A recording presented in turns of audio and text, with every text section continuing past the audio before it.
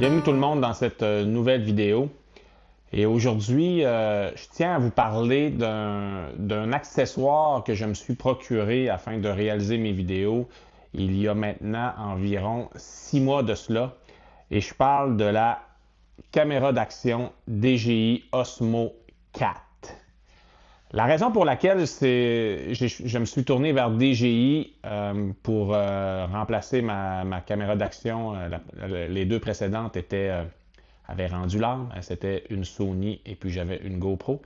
Pourquoi je me suis tourné vers DJI au lieu des GoPro qui sont qui occupent vraiment une grande place dans ce type de caméra-là? C'est que chez DJI, ils ont grossi le capteur de cette caméra d'action-là. C'est un gros capteur pour des caméras de ce type-là. C'est un capteur d'1 pouce et un tiers.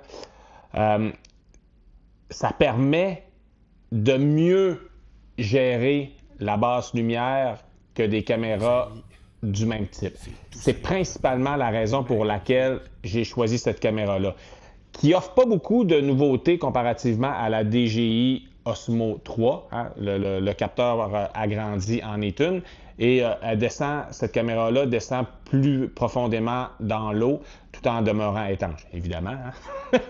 On ne veut pas descendre ça dans l'eau si c'est pour la briser. Elle peut descendre jusqu'à 18 mètres.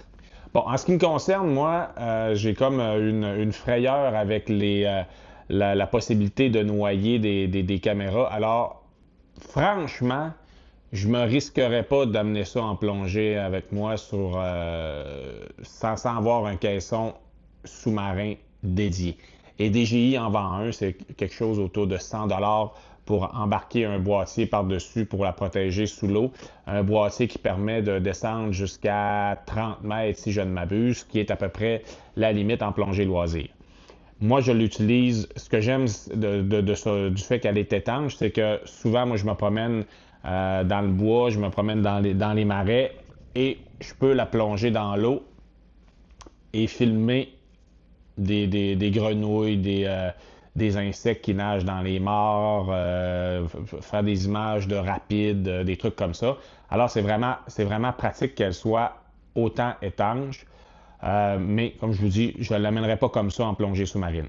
Ce que j'aimais aussi de cette caméra-là, c'est que pour l'attacher, c'est simplement, hein, je vais essayer de vous le montrer, là, c'est juste une pince comme ça qui vient se fixer en dessous et c'est aimanté. Ça va super vite. Pour la détacher, il y a deux pinces comme ça.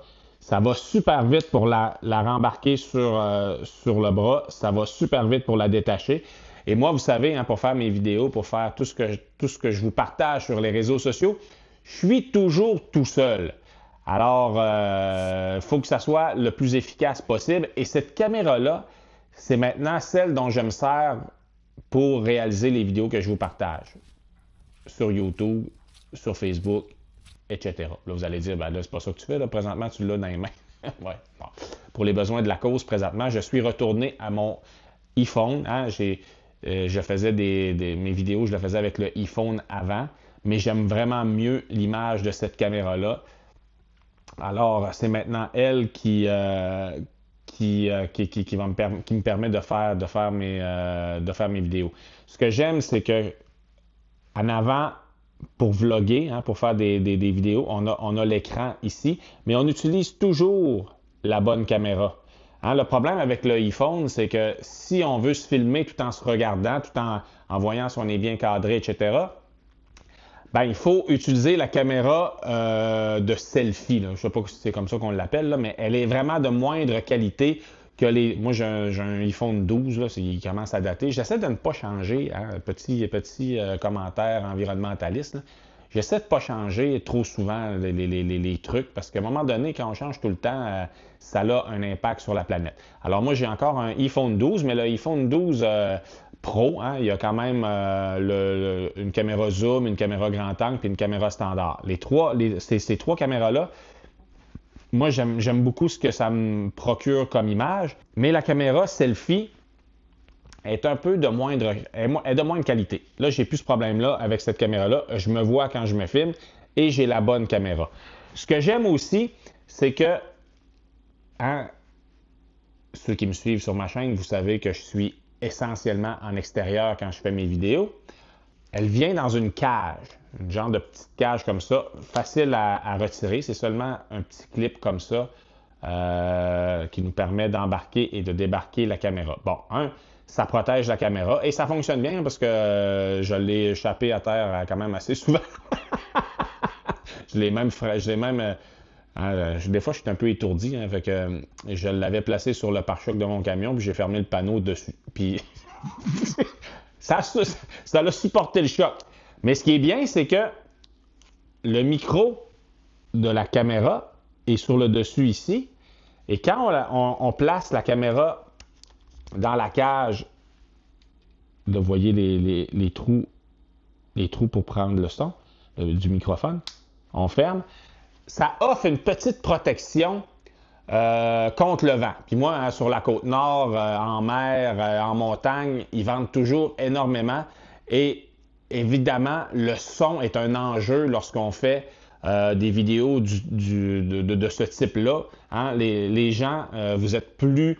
vous pardonnez plus facilement des problèmes de cadrage, de mauvaises images, des problèmes liés à l'image que liés au son. Alors là, on a une première protection contre le vent, mais moi, j'ai acheté cette caméra-là en formule vlog. Alors, ça venait avec ce microphone-là. Je vais m'approcher pour les besoins de la cause. C'est présentement lui qui enregistre le son de ma voix, qui est en train qui me permet de faire la présente vidéo. Et si vous voyez, il y a comme un dead cat qu'on appelle. Bon, là, il est petit un peu, là, ça serait plus un dead chaton. C'est une petite moumoute qui protège contre le vent. Moi, sérieusement, j'adore la caméra, mais ça, c'est un, comme on dit en latin, c'est un game changer. Hein? Là, avant, j'avais un microphone que je rentrais dans la prise du iPhone. Je l'ai cassé parce que, comme je vous dis, moi, quand je suis sur le terrain, l'équipement se fait brasser, se fait malmener. Et c'était juste une petite prise qui rentrait dans le trou du téléphone, puis ça a tordu, puis j'ai cassé la prise. Avec ça, on est entièrement en Wi-Fi. Ça communique directement avec la caméra. Le son est vraiment super bien. C'est une bonne protection contre le vent. Le micro, il n'est pas très gros. Puis lui, il date déjà de quelques mois. Le DJI vient d'en sortir tout juste il y a quelques jours des nouveaux microphones sans fil qui sont encore plus petits que celui-là. Mais moi, honnêtement, je suis heureux avec ça. On peut travailler en paire si on veut faire des entrevues avec une autre personne. Les deux sont micés dans la caméra. La distance de réception, là, c'est quand même plusieurs mètres. Là, je ne me rappelle pas exactement. Là, je vais chercher puis je vais vous l'indiquer. Là.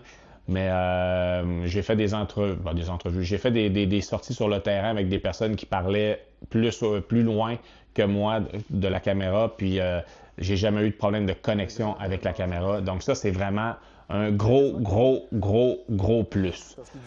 Je me sers aussi, bon, avec la formule vlog, ça venait avec un bras comme ça, hein, on peut étirer jusqu'à 1,5 m. Alors moi, c'est pratique, encore une fois, parce que je suis toujours tout seul lorsque je suis sur le terrain. Alors, comment je vais faire? Ouais, souvent, c'est mon point de vue extérieur, hein, pour me filmer quand je marche, quand je parle. Je suis capable de me donner de la distance, puis d'être capable de me mettre en scène d'efficace façon. Alors ça, c'est un gros plus. Il y a un trou en dessous, hein, évidemment. Puis là, tu as juste tu le visses, puis là, tu peux avoir un trépied. Pour les scènes de camion, hein, quand je me promène dans le chemin, je vais mettre la caméra sur le bord du chemin, je passe en camion devant la caméra, je vais rechercher ça. C'est simplement comme ça que je procède pour faire ces images-là.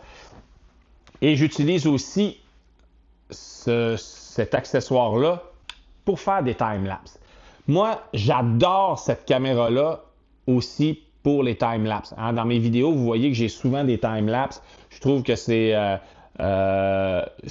sont des séquences qui permettent bien d'illustrer le temps qui passe, de démontrer à quel point la lumière devient belle au fur et à mesure que le jour s'en va ou au fur et à mesure que le jour s'en vient. Et c'est super simple faire du time-lapse. Tu as une petite fonction ici, la caméra. Tu cliques dessus. Tu vas chercher ton time-lapse.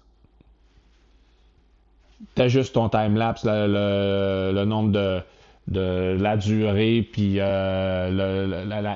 comment dire, dans l'intervalle entre la prise des images. Et ça fait quelque chose qui est bien. Bon. Pour les time-lapse d'étoiles, on oublie ça. C'est pas capable de gérer suffisamment bien la basse lumière. Hein, moi, quand je fais mes time-lapse de nuit, hein, vous avez vu des aurores boréales, vous avez vu dans mes vidéos, vous voyez des étoiles, la Voie lactée, etc.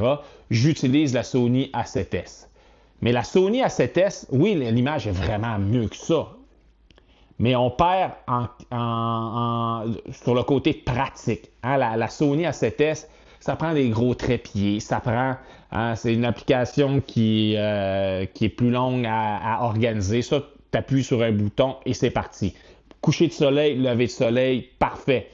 On peut utiliser aussi avec, moi j'ai acheté des filtres ND dessus, alors ça peut nous aider pour les time-lapse, pour être capable de ne pas surexposer nos images. Très, très, très bien, très facile d'utilisation, mais on oublie tout ce qui s'appelle la nuit. J'utilise aussi cette caméra-là pour faire mes ralentis. Bien sûr, mes autres caméras font des ralentis, mais comme je vous dis toujours, moi, j'ai un souci logistique dans les vidéos que je vous prépare parce que je suis l'homme orchestre qui fait tout. Je parle, je marche, il faut que je fasse les photos, il faut que je trouve les animaux.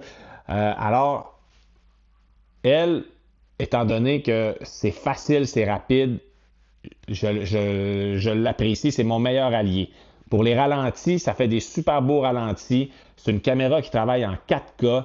C'est une caméra qui n'a pas vraiment de défaut, en fait. Hein?